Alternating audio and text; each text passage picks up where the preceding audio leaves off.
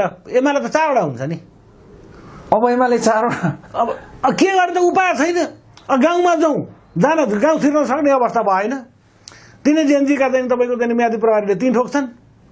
गाउँमा एमालेको सशक्त संगठन छ। भएर के गर्नुहुन्छ भने त्यो सशक्त संगठनका चाहिँ पदाधिकारीका पनि त तपाईँको सन्तान त मर्या छन् होला नि त।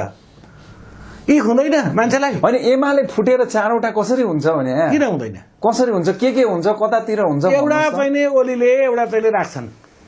उनको त मुख्य भइहाल्यो अनि उनले विष्णु पौडेललाई तपाईँको कार्यभाग दिएर उनी मामा घर जान्छन्।